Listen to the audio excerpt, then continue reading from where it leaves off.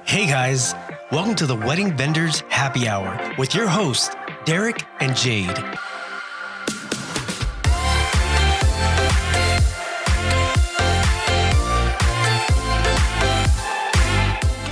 What's up, guys? Thanks for tuning in and welcome to episode number 11 of the Wedding Vendors Happy Hour. Again, my name is Derek with DP Films Productions. My name is Jade with Justice Promised Events. Today we chat with Karina Peterson of La Feston Events, a wedding planning, design, and coordination company based in the Central Coast in Southern California. She specializes in unique gatherings that focus on out-of-the-box designs, elevating the guest experience and client's message. She's been featured on Brides Magazine, Martha Stewart Weddings, Offbeat Bride, California Wedding Day, and oh, so much more. That's right. This is going to be one great episode as we learn more about her and her business. So grab a drink, take a seat, and let's get to it.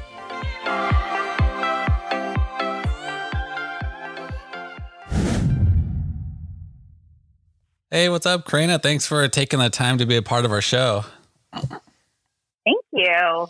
Yeah, how's your day been? How's quarantine been treating you? My day's been pretty good. My days have been all right, and staying at home has actually treated us pretty well. So I'm super thankful for that. I think, given the circumstances, how things have been so crazy for a lot of people on a daily basis. I wake up and I'm just thankful that things are well in my family. Yeah, I bet. Awesome. That's good to hear. Super good to hear. We're all ready and to jump into the weddings. I hope they happen soon. This is crazy. We all want to get back to normal. Yeah.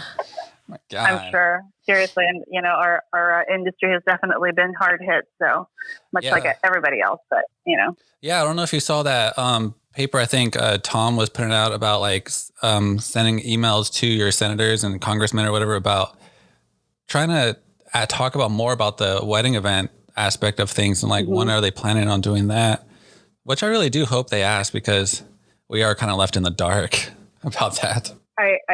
Yeah, for sure. And I think, right now we're definitely going to be experiencing very shortly the second wave of postponement. Yeah. Especially since summer's coming up and everybody's just got a big question mark on top of their heads walking around figuring out what's going on. Yeah, definitely. And people are kind of worried about, cause would be our wedding season peak. It would be ready to get in there, right? Yeah. June, around June time, we'd hit it. And then winter time, it starts to slow down, but it looks like it might be the opposite for this. Yeah. So let's kick into the show. Let's get it going. So we always like to ask the interviewee. So if you could just kind of, say who you are, what you do, and how long you've been doing it. Okay. I am Karina Peterson. I am the owner and head designer and planner for La Feston Events, which we were at one point in time based in San Luis Obispo County, but I just moved back to Southern California. I think it was August of last year. So now we've sort of started to grow our roots in Southern California. But yeah, I have been in the events industry. I hate to admit it, but for about 20 years. So Nice. I started off with corporate events in Los Angeles. Oh, wow. And then it was probably about 15 years ago when I did my first wedding. But it wasn't until 10 years ago when I really fully established myself as a wedding planner. And that was starting off in San Luis Obispo. So, yeah, so that's the gist of it.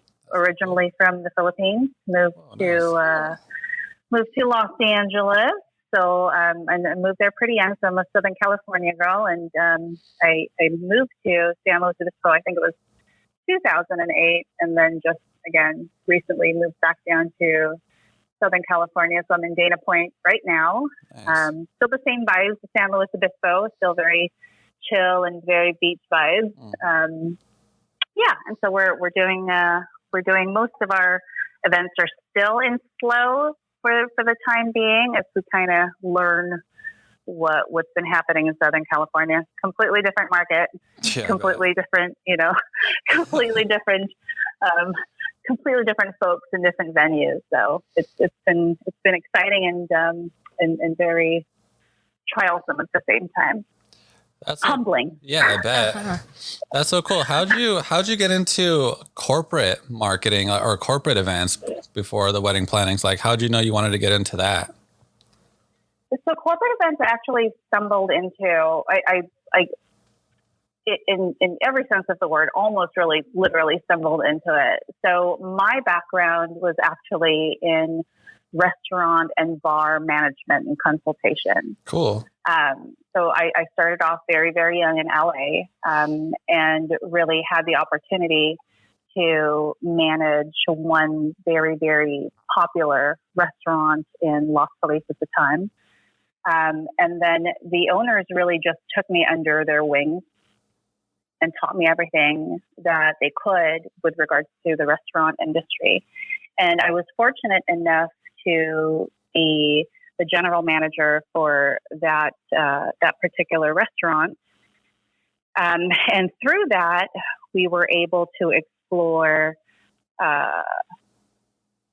corporate events by way of like wrap parties, which is it's basically a term in the movie industry, which would I don't know if you're familiar, but it's basically when films or when TV shows or what have you stop filming and they throw a big party. Yeah. So the restaurant being right in the middle or the heart of Los Angeles, we actually got a lot of events coming from those studios, and that sort of just opened up my position to doing corporate events for studios. And then later on, it was just really through word of mouth.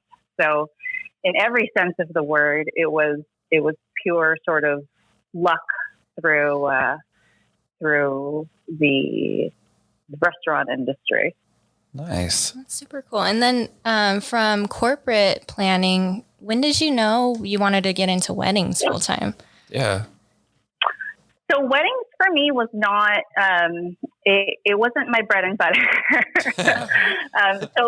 So when I was in LA, you know, I had, after being in the restaurant industry for a while and then venturing off basically as a freelance doing corporate events, again, for studios and then for larger kind of corporations, I would do corporate events for them, you know, like sort of customer appreciation or multi-day golf events. That was really my bread and butter. I knew corporate events. I was taken care of by corporate events. And so I think it was 2005, a good friend of mine wanted to have a wedding. And I was able to help her sort of just put things together. And really that was when I realized that I enjoyed it, you know, yeah. But I never really looked at it as something that would eventually be my path. Uh-huh. But that was kind of like where the spark started. And so I think coming from already having the knowledge or the prior background from doing corporate events, it was sort of not necessarily an easy transition, but a transition that was made easier because I already had background in, you know, putting events together. But it wasn't really until I moved to San Luis Obispo, and this was after having already done a few, you know, weddings here and there for people in LA. It wasn't until moving to San Luis Obispo that I had really realized how huge the wedding industry was there, and it still is. And then, you know, coming from LA and going to Flow, I really had hoped to do corporate events, but unfortunately, the area wasn't really conducive to people hiring out folks to do corporate events for them. Yeah. You know, and as far as I also tried to get some work doing consultations for restaurants and bars, but unfortunately it's not or at least at that time, it wasn't an area either where people would pay you to let them know whether or not their businesses sucked. So, you know, so at that point in time, I had realized that there was actually this huge market in Flow for weddings. And so I thought, you know, you've got to basically just roll with the punches. And so weddings opened up. That's so cool. We always like to hear how people transition from their past into the wedding scene. And would you say, would you say moving from your corporate things into weddings, it made it a lot easier for you?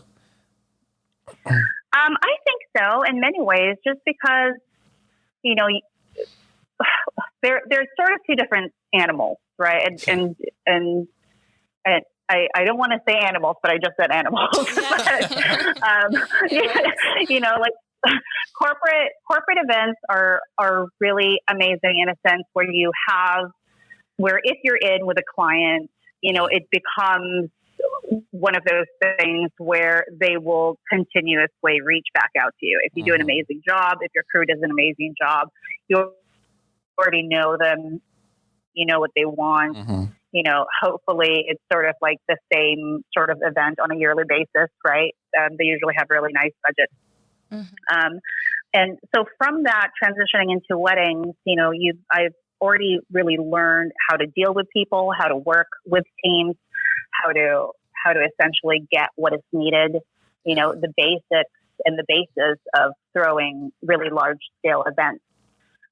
The main difference really with corporate events and weddings is, you know, with weddings, there's so much more emotion tied to it. Yeah. It's not one of those things where somebody gives you a huge stash of cash and says, you know, make sure everybody's taken care of for the next weekend. Yeah. And, you know, nobody rolls their golf cart or get bitten by a snake, you know, or puke too much.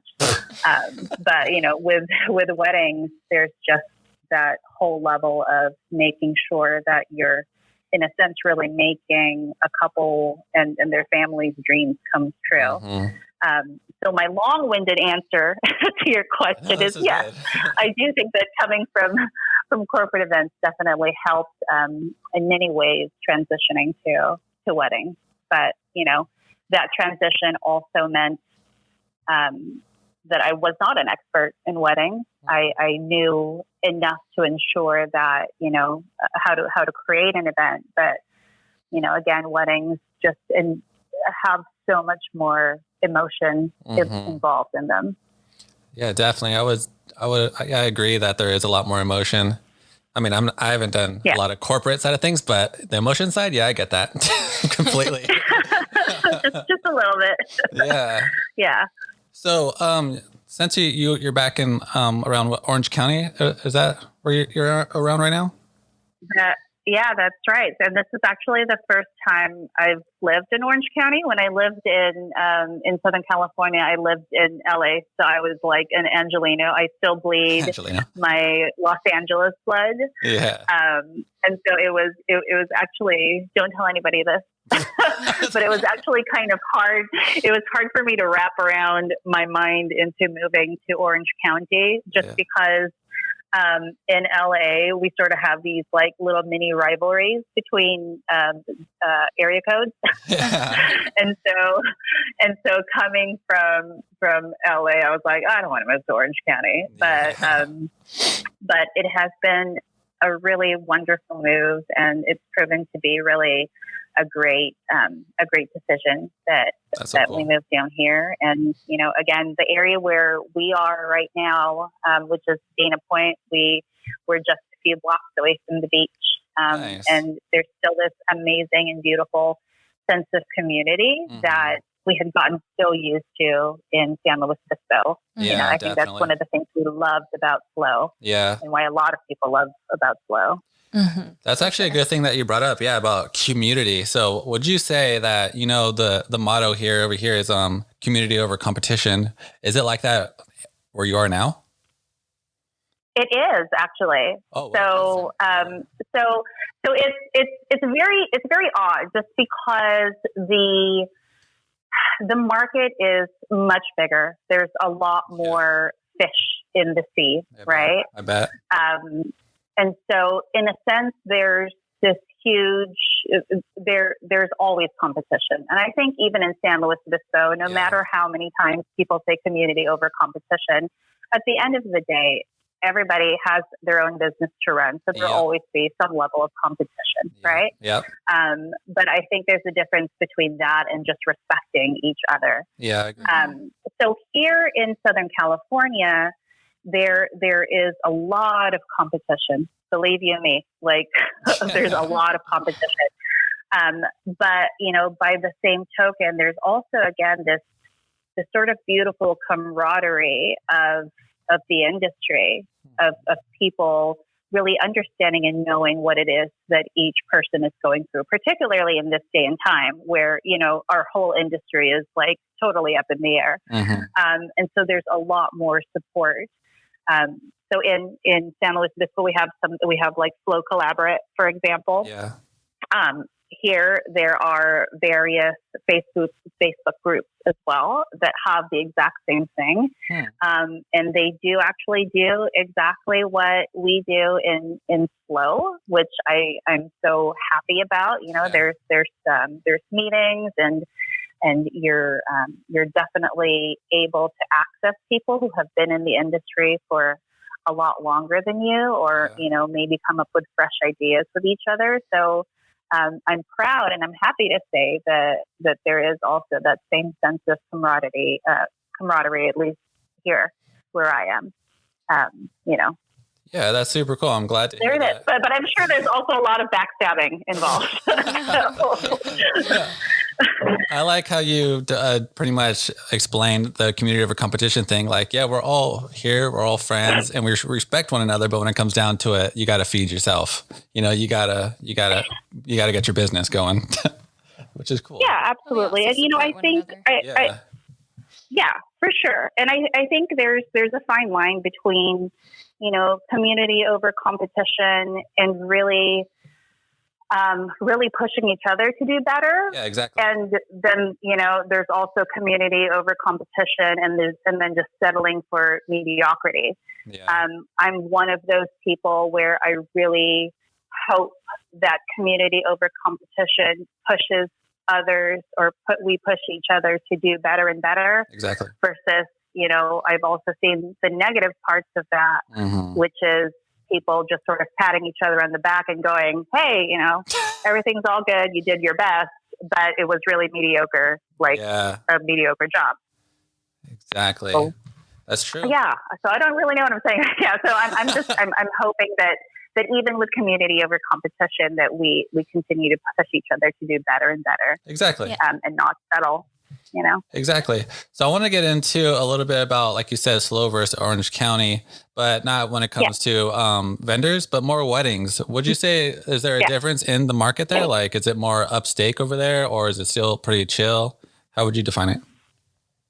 Well, so in Orange County, I think because Orange County is so close to LA County, a lot of the people here really just travel up and down, mm-hmm. versus in San Luis Obispo, where, people who tend to work in SLO, they stay in SLO and very rarely cross over to Santa Barbara. Mm-hmm. Even though folks in Santa Barbara seem to be coming up to SLO more now, which is, hey, right? Everybody, it's business. Yep. So here, I think a lot of the folks, or a lot of businesses really travel up and down Southern California. They'll go from San Diego all the way up to Los Angeles, just because the distance is so close. Mm-hmm. It's an hour and a half, or 3 hours from, let's say, Los Angeles to San Diego, but the venues and the vendors are just, amazing. Yeah. There's so many to choose from. Now, as far as the type of events, mm-hmm. I think it has been the same thing as it was when I used to be here.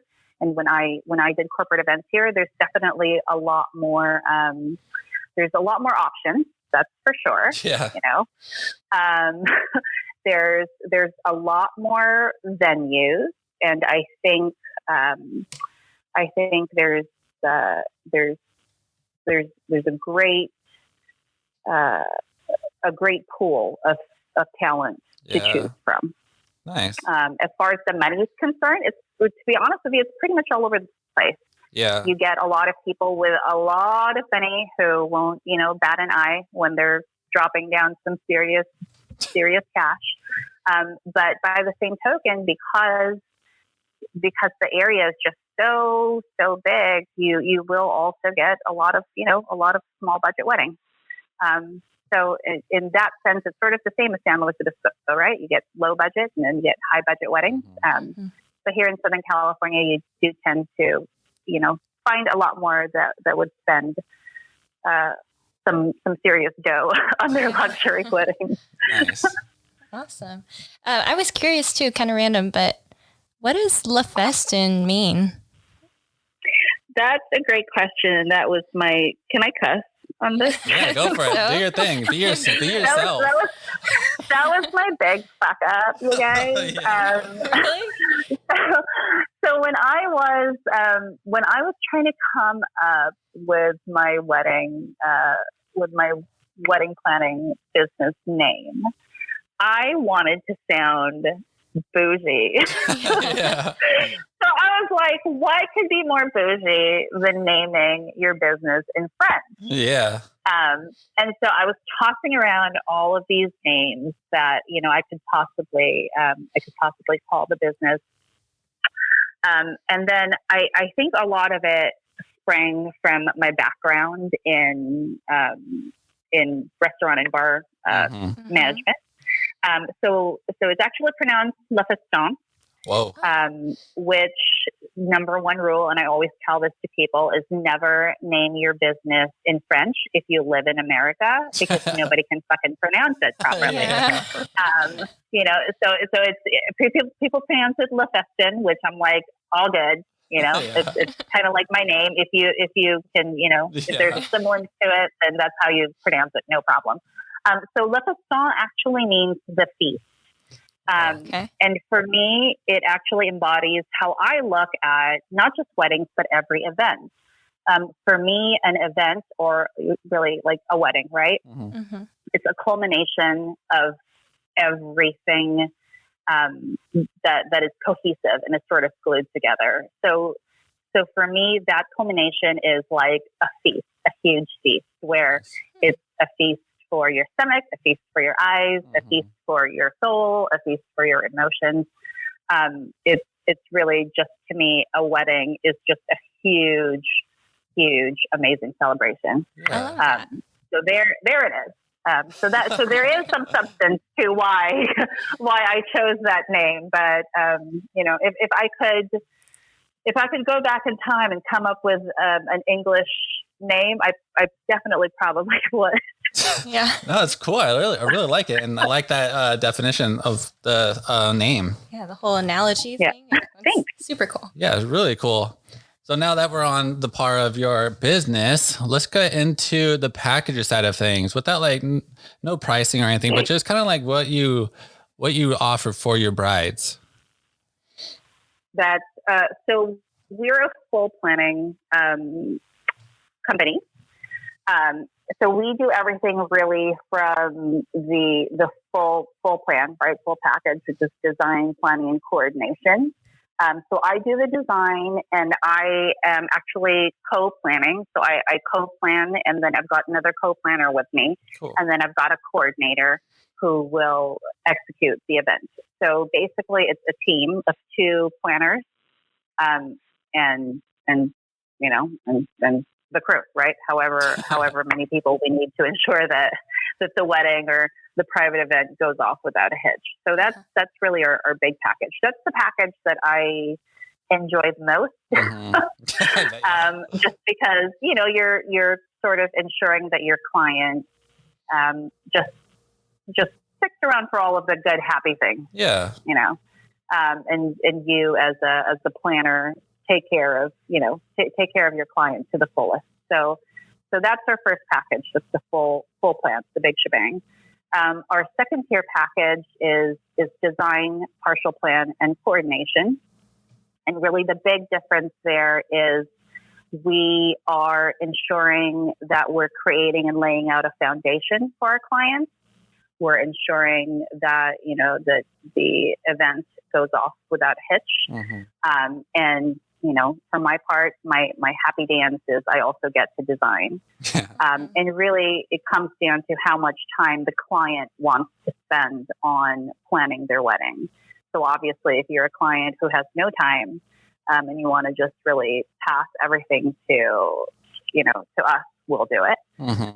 Otherwise, if you have a bit more time on your hands, you can go with package too, the tier lower. And I guess to be honest with you, it also really comes down to cost, right? Exactly. So there that is.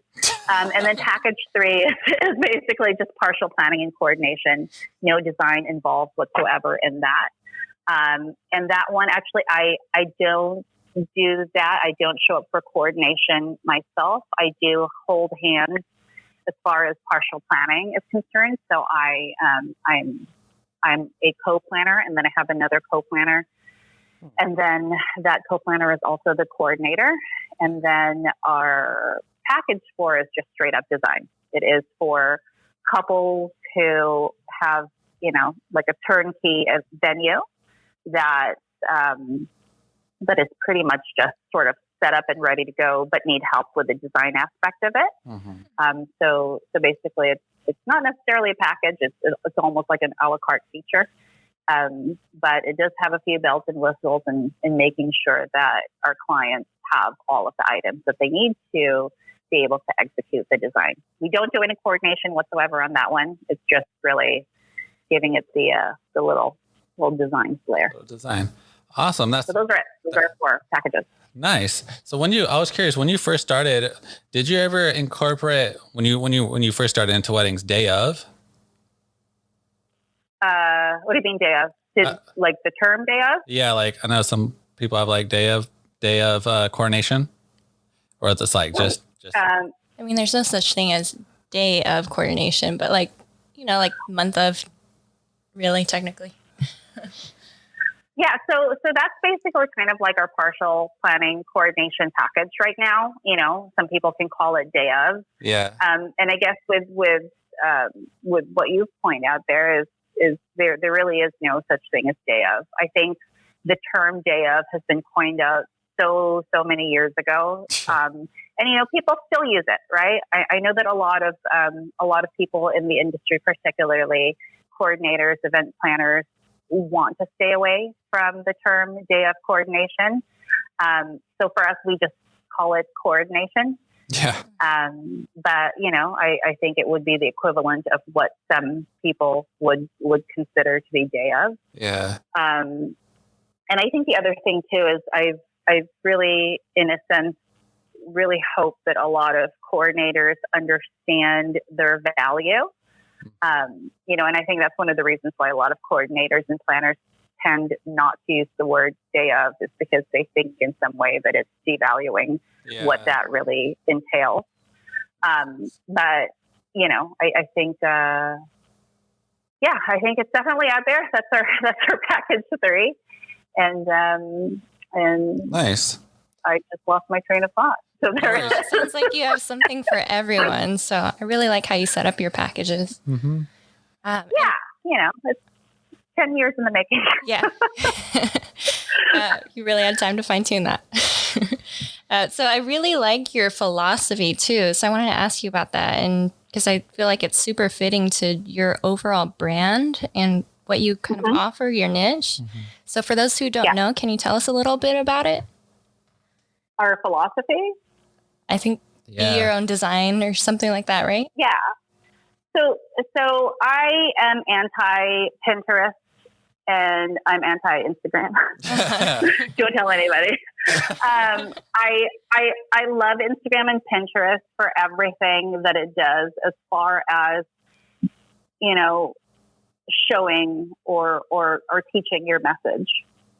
I love that those two outlets really spark creativity in people.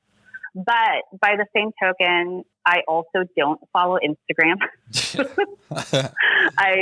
I really don't go on it. Like, as a matter of fact, if you go into my Instagram, I have very few people there that are actually in the wedding industry. I tend not to follow people in the wedding industry. And then I tend not to use Pinterest. As a matter of fact, I tell my clients, if you have a Pinterest page, you have one opportunity to show it to me, and then I will never look at it again.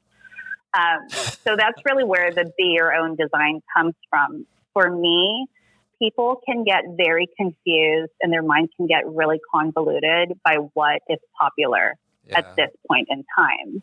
And that's really what Pinterest, to me, right? That's what Pinterest and Instagram shows you, is what is trending at this point in time.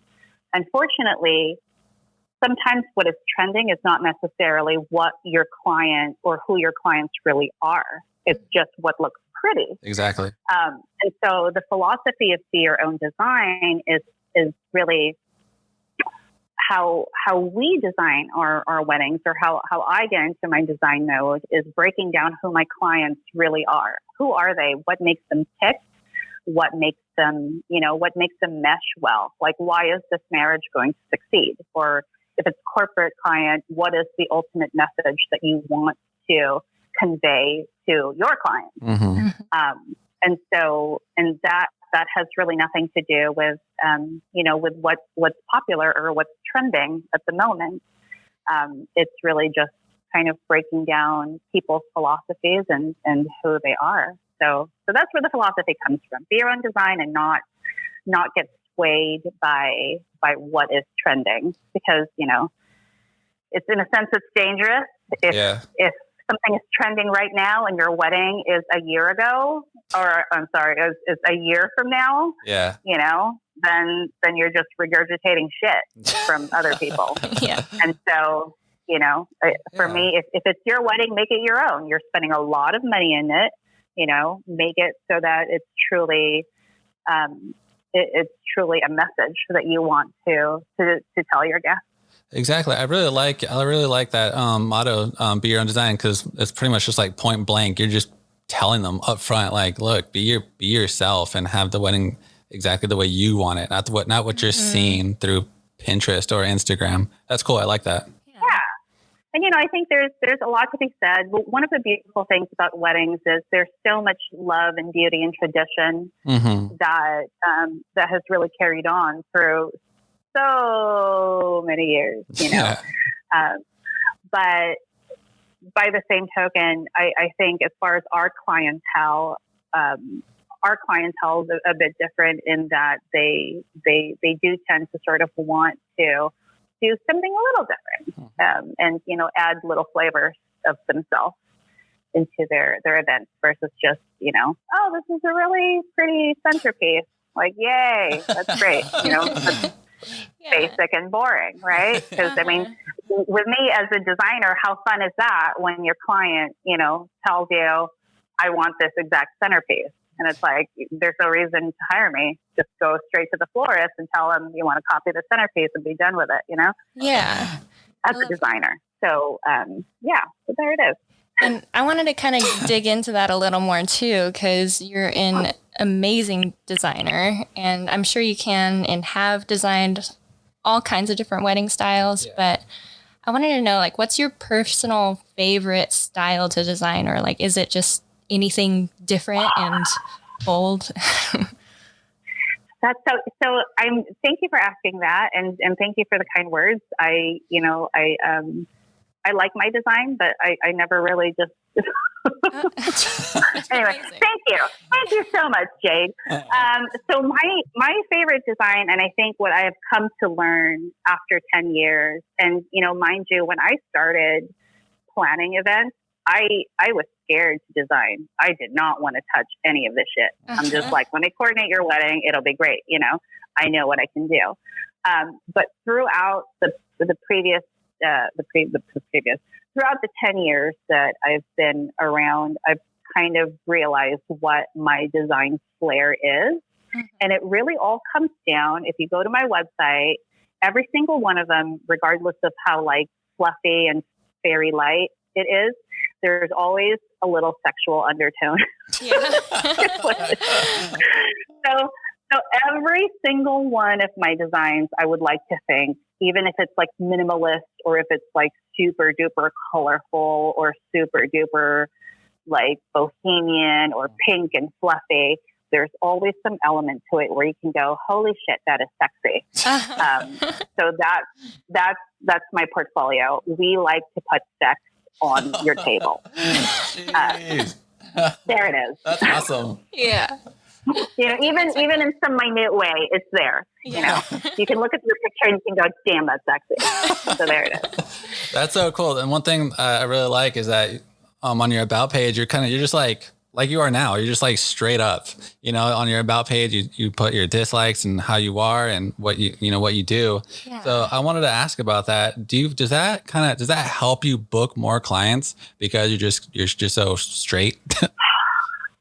It does. And the clients that book with me are clients who know what they're getting. Yeah. I am a no bullshit person. You know, I'm a hard pill to swallow with some people.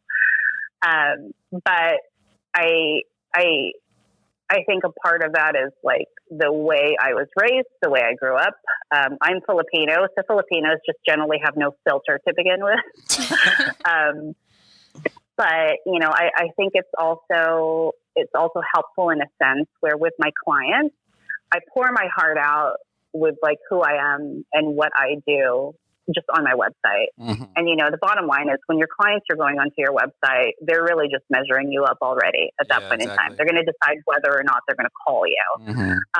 And so for me, I don't like to waste people's time. Mm-hmm. And so I want people to, you know, understand that if you take 5 minutes to just look at what we're all about and what the company or the design or what I'm all about, it's right all there on the page. And then you can decide whether or not you want to call me because, you know,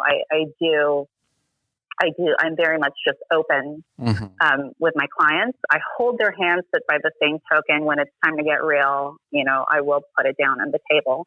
And, you know, for my clients, I consider that what they're paying me for. That's what they're paying me for. They're paying me to be open and honest with them. Mm-hmm. And it's so much easier when you are comfortable with yourself in front of your client than trying to pretend to be something that you're not for the sake of making, you know, possibly a good impression. Yeah. So at this point in time, and it took a really, really long time to come to that point where I can go, you know, this is who I am. And, you know, and I have enough experience and, you know, I do these designs and we do our very best to ensure the best for our clients. And so whoever I am behind that is what my clients are going to get anyway, you know, and it's really tiring to try to pretend to be something that you're not to begin with.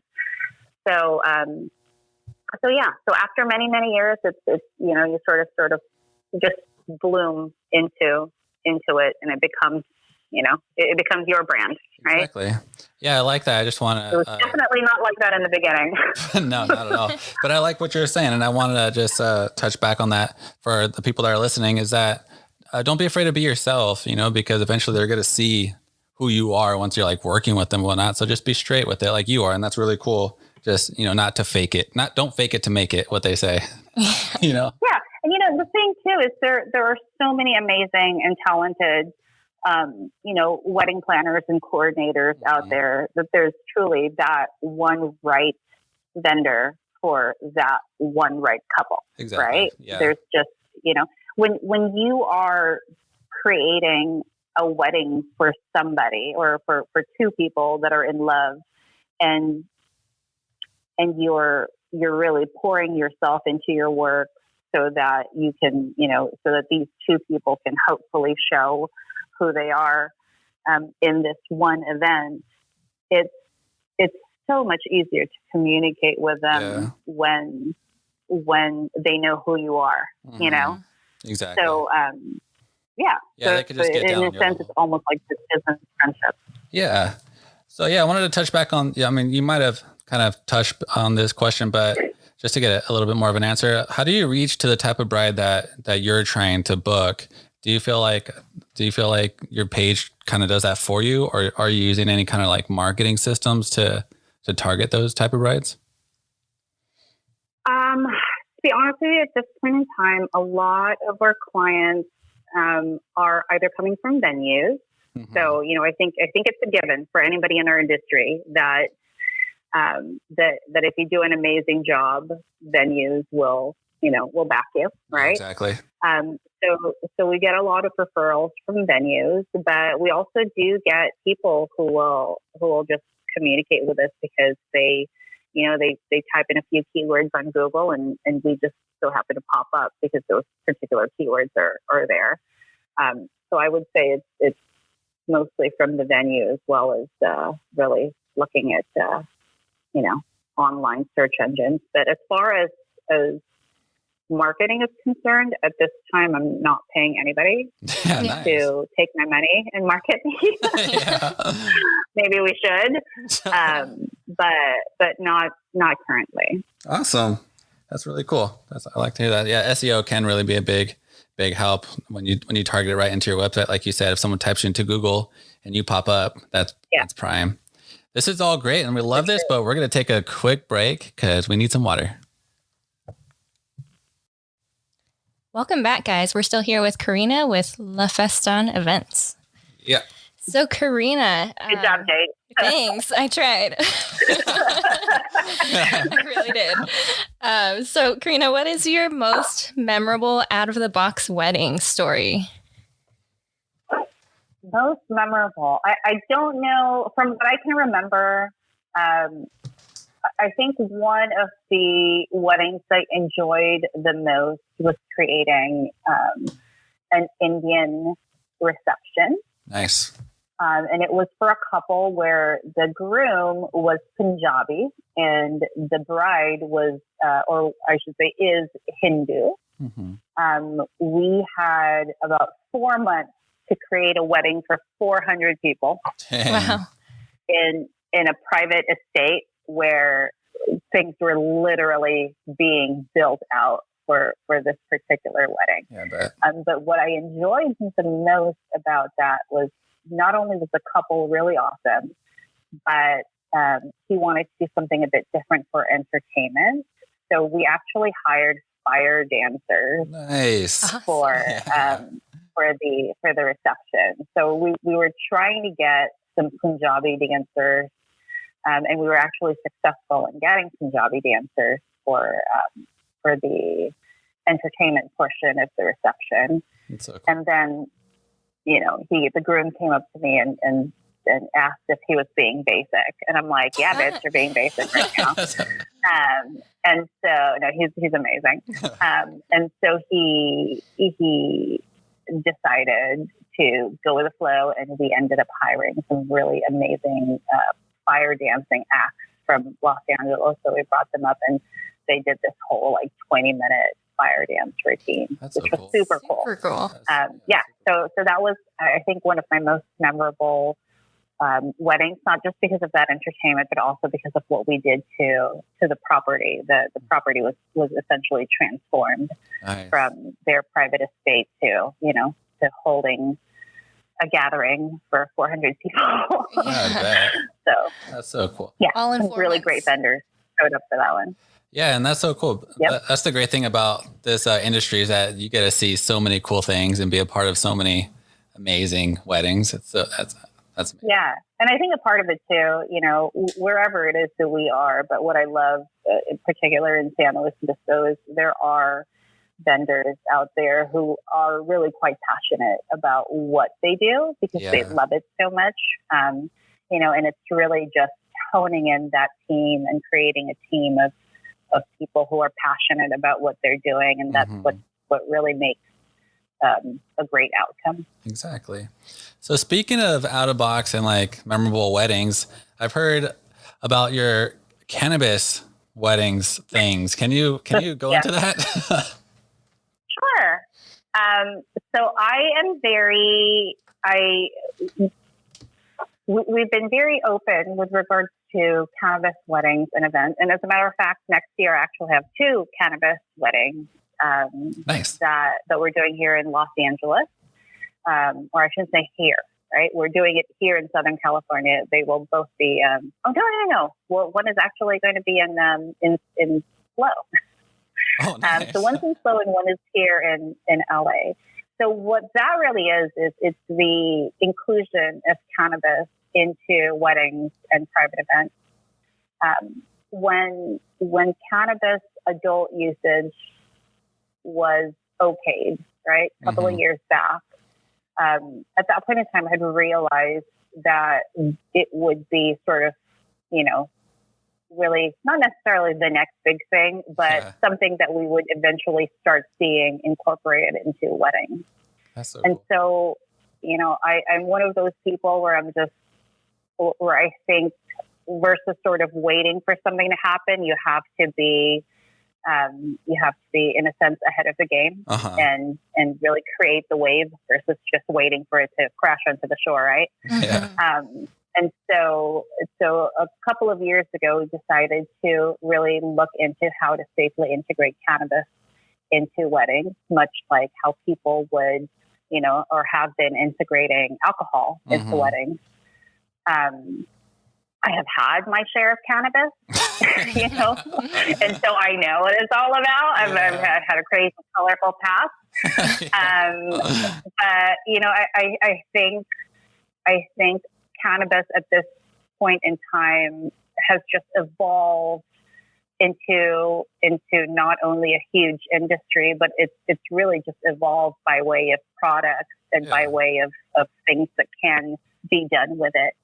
That it was really natural for me to think how this would be beneficial to the wedding industry in California.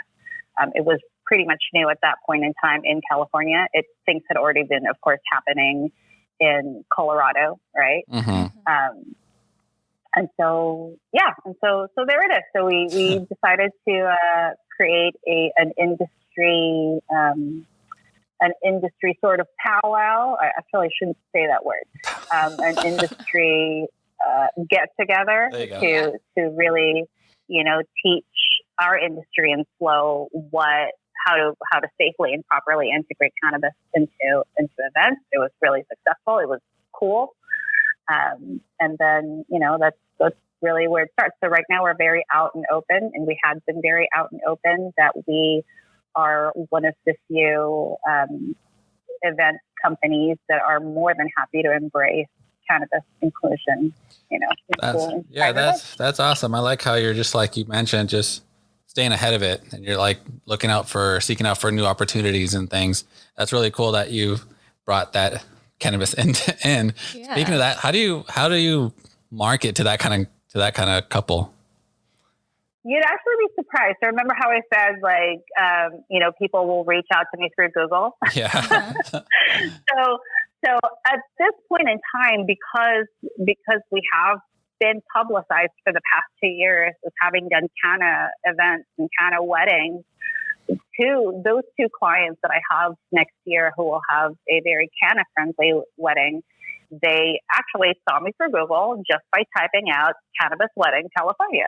There it is. So, so there it is, right? I'm 2 years ahead of the game. I've already got it in with those SEOs.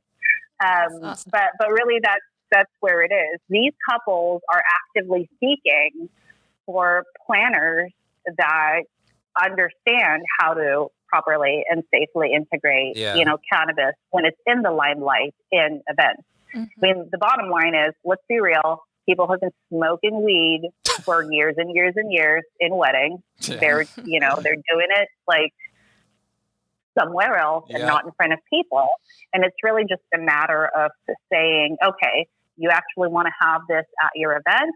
Let's bring it on, put it into your event. But for me, I like to make sure it still coincides with how our design is, right? Our brand. Exactly. And so we've been fortunate enough that the cannabis clients that we've had, or cannabis, wedding clients that we've had, also have that same sort of idea of how do we present cannabis in a classy way where even if people who don't necessarily partake in it wouldn't feel so freaked out that, you know, there's a lounge over there where people are like smoking a doob. Yeah, so that's really it. And again, I don't see a huge difference with cannabis and alcohol intake at a wedding.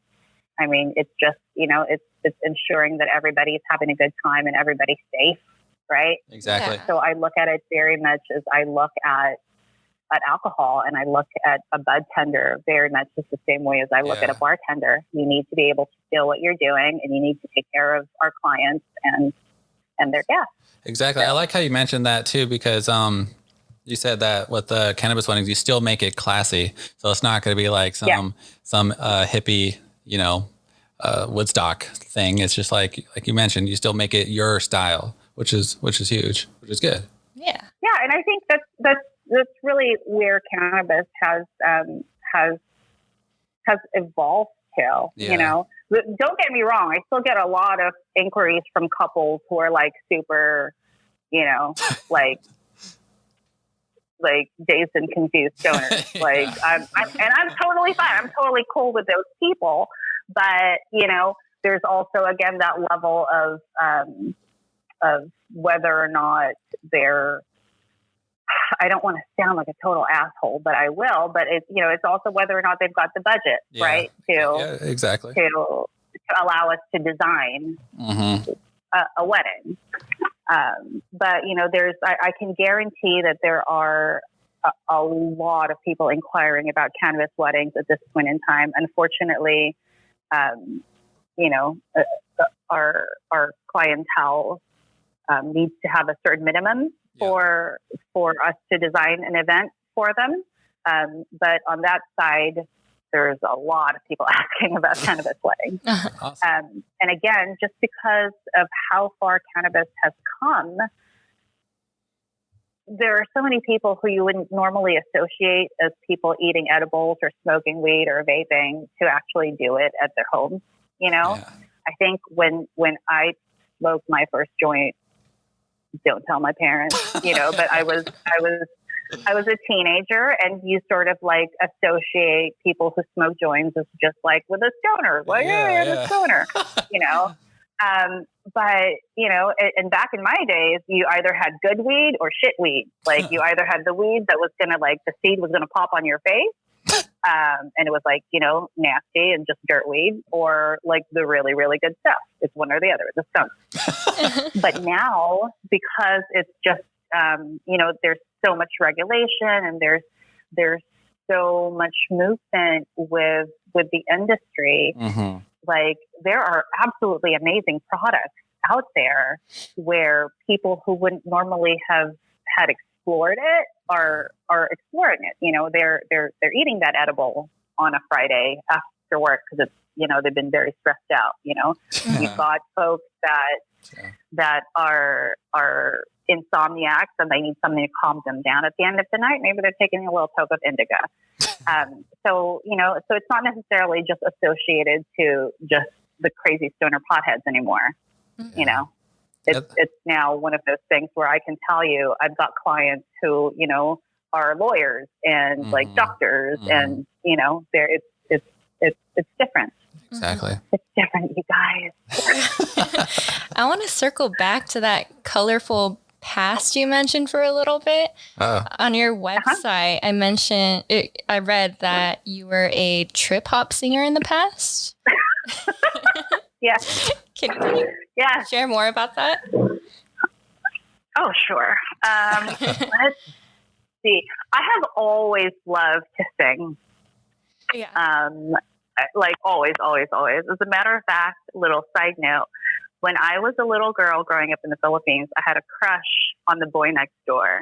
Oh. And so to try to get his attention, I would constantly try to sing while he played basketball. So I've always loved singing, and I've sang for, you know, numerous occasions for numerous people. That's cool. But some time back, I was actually married to my first husband, who was a DJ, a producer.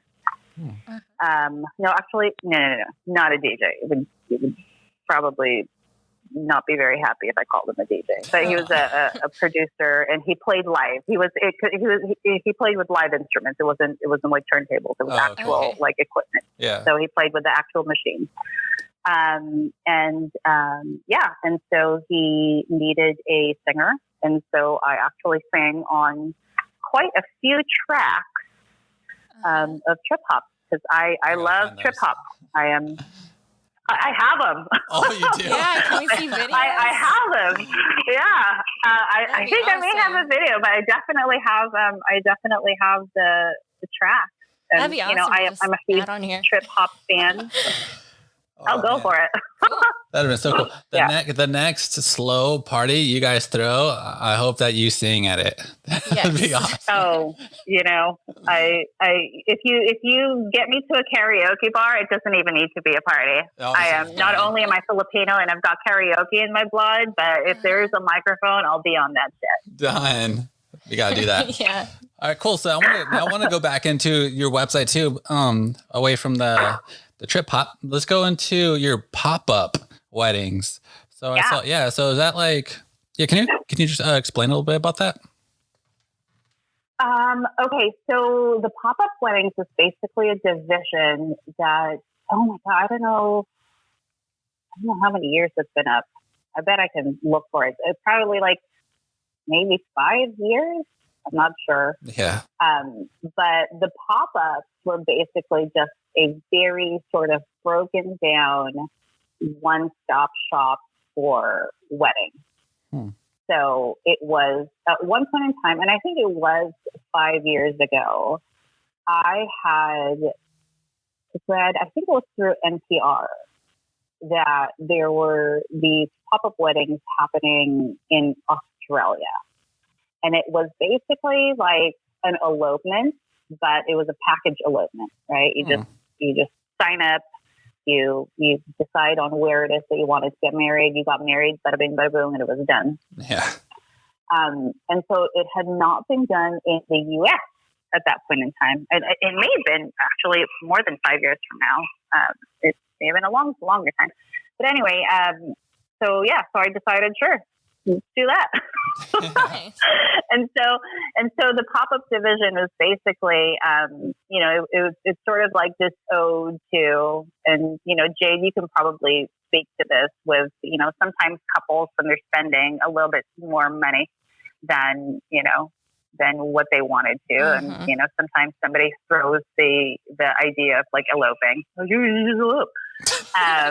I was like, you know what, that's true, and this was already happening. So I thought, okay, let's bring that to California. Let's go for it. Nice. And so it's basically just a sort of one-stop shop where you book us, and we come with the officiant, a photographer, if you want to, a cinematographer, flowers, and local wine. At one point in time, we were doing the cake, but then we just realized nobody really wanted the cake. It's like, I don't want you to miss out on your cake. Yeah. But yeah, so it's basically a package, and then you just you sign up for it. We give you an itinerary. You show up. We show up. You get married, and you have 40 minutes of time with a photographer after the ceremony. Awesome. And that's it. We all hug each other. We part ways, of course, without social distancing. Yeah. No. We hug, we part ways, and you're married. So it's really it. In a sense, it's a pop-up wedding where we pop up and we get you married. But, in some ways, it's essentially a big, beautiful, elaborate elopement. Nice. I like that. Do you think you'll be having a lot more of those this coming summer as we start to slowly get back into weddings? Yeah, good on a question. bigger scale? You know what? Somebody else asked me that question. Actually, it was last night, and I had already had 2 martinis, so I couldn't really fully explain myself. But I do think in some ways that elopements will be seen, well, I mean, first of all, right, we need to kind of get things open up to have couples even get their marriage licenses, which at this point in time is not happening. Yeah. So I think in some ways, yeah, you know, there's definitely that possibility where we'll see a lot more people eloping, especially if social distancing continues to be in play and you know, people are requested to stay 6 feet apart and with a certain number of people present. But by the same token, I also think that you're never going to get rid of weddings, no matter what it is that you do. Weddings are so sacred, and they, you know, they're really a day of celebration with couples who want to show that special day and want to share that special day with people. Exactly. That I don't think that even through, you know, everything that's happening right now, that elopements would possibly negatively affect the wedding industry. Yeah. I think this stupid pandemic is affecting the wedding industry, but I don't think elopement would, you know, would ever damage that. A wedding is a wedding. Exactly. You're not going to, no matter what, through hail or sleet or pandemic, people will want to get married and people will want to share that with a lot of friends and family. So I think even if people have to wait to really figure out what is happening or what will be happening in this year, right? I think people will wait just so that they can celebrate it with their friends and family. Exactly. And I wanted to bring up, I don't know if you saw the article with New York where they approved online weddings and they can even do like, what are your thoughts on that? It's just nuts. That's crazy. Like Zoom weddings. Yeah. Well, I think that people who are doing that, you know, had a particular date in mind and they wanted to get married on that date. Right. And for me, that's it. Like they love each other. They want to get married. They don't care if they're doing it through Zoom. Yeah. But I do also think that, you know, that there's also that very big possibility where people who do that will end up having a reception later on to celebrate their wedding or their marriage with friends and family. What the percentage of that, I have no idea. Yeah. You know, I may be completely talking out of my ass right now, but like, I really do think that, that people who are doing that just really wanted to get married on that day. They were determined to get married on that day, and they're totally fine with doing a Zoom wedding. But I think, you know, just like people who elope at one point in time, you know, and definitely this has been true for couples who have eloped with our pop-up division, is that they say, you know, at this point in time, we're just going to go through with the ceremony and get this done. And then later on, we'll do, you know, a big reception with friends and family. You know, and usually for me, the people who have eloped and have done that, they were under like a time limit or you know, they wanted to get that ceremony done at a certain date for whatever reason. Yeah. But the celebration doesn't necessarily stop there. They still want to celebrate with friends and family. Yeah, I like that. So what do I think about the Zoom wedding? Great. Go for it. Yeah. Cool. Be sure you know where the mute button is, you know?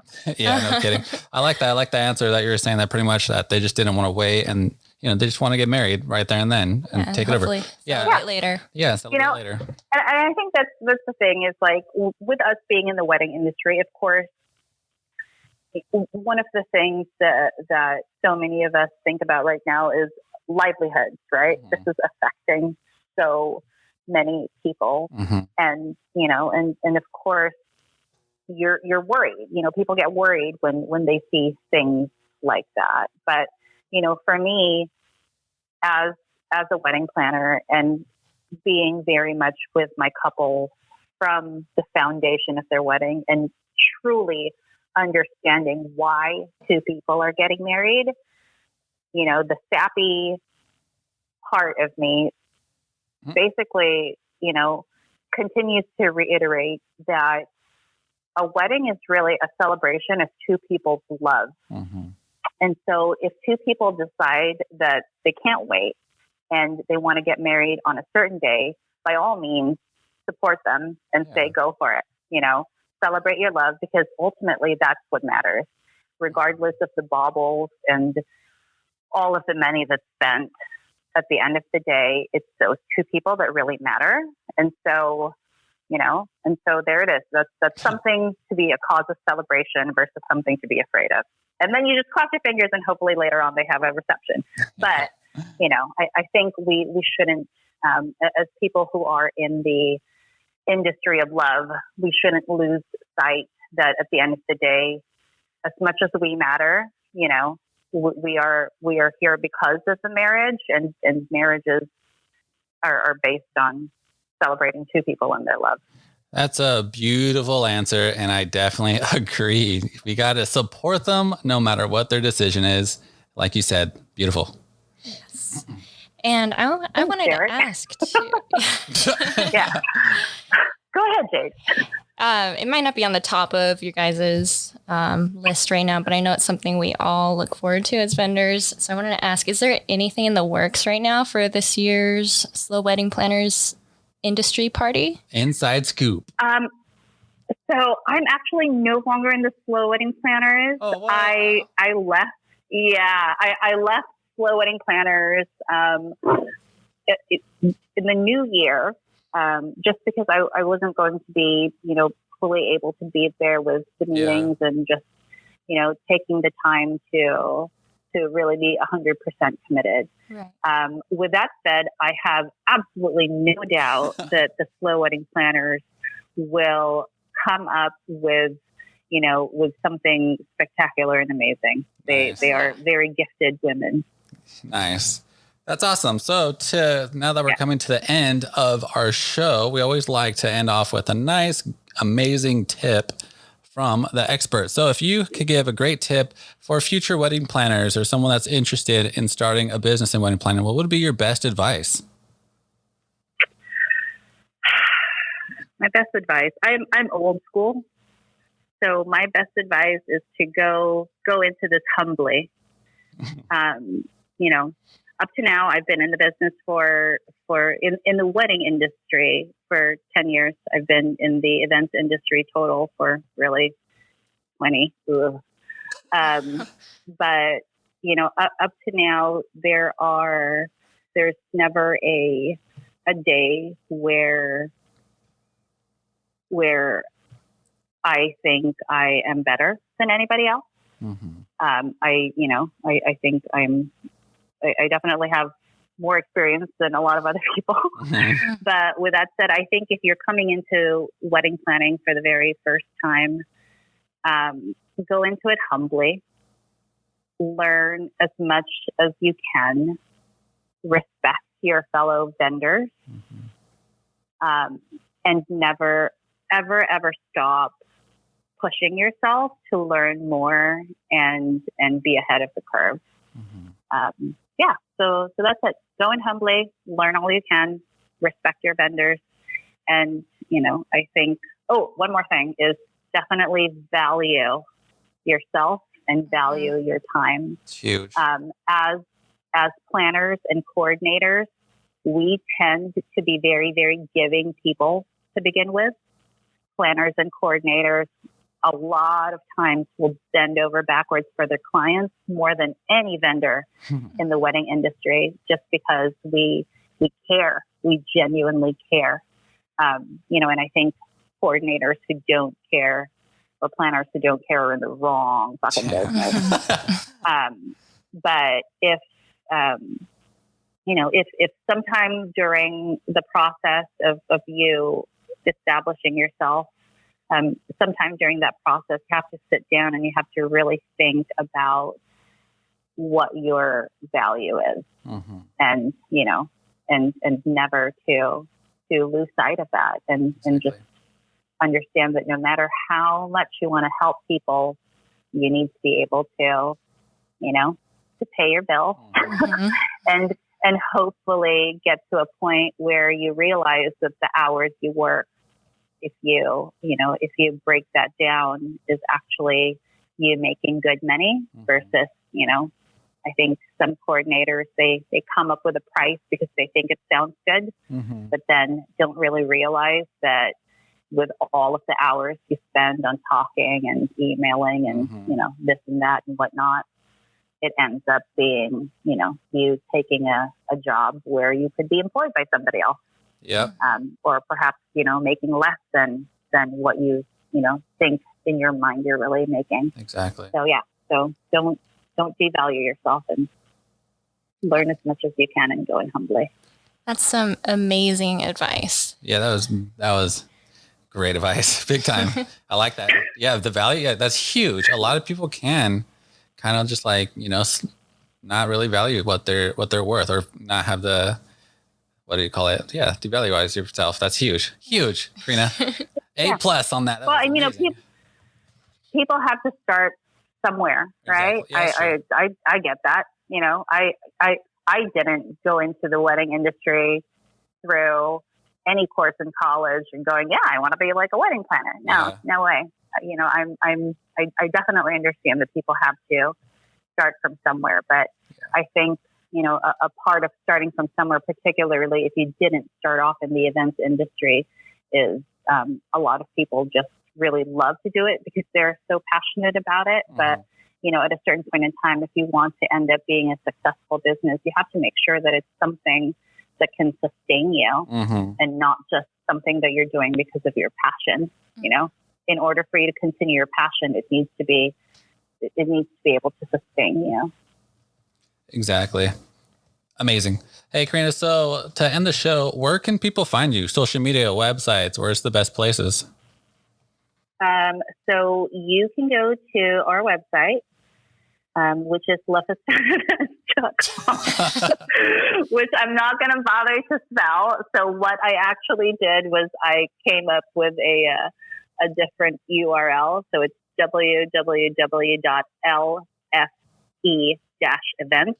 See, much easier than Lefeston Events. Yeah. Yep. So it's lfe-events.com, or we're also on Instagram and Pinterest, no matter how much I don't like it. Yeah. Also on Instagram and Pinterest and Facebook and all that jazz. Nice. Apparently I need to get into TikTok, so maybe when the shelter in place lifts, I'll be a professional with TikTok. Yeah, We've been hearing about I've been hearing about that TikTok. Yeah, I'm not sure about that, but yeah, we'll probably check that out too. Jeez.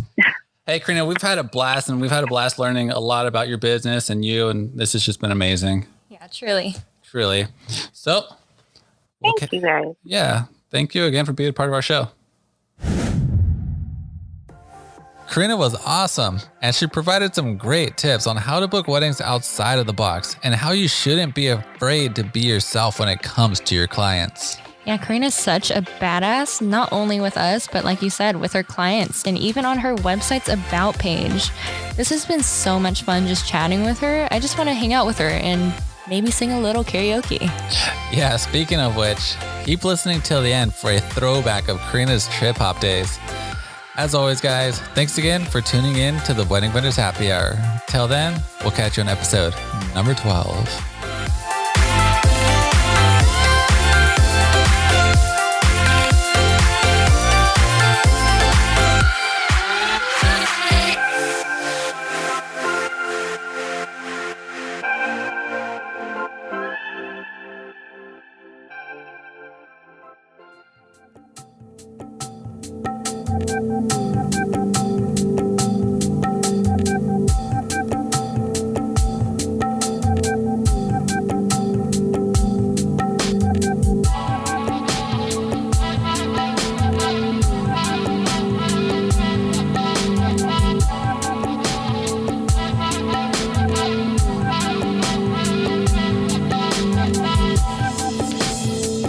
Coming from pieces.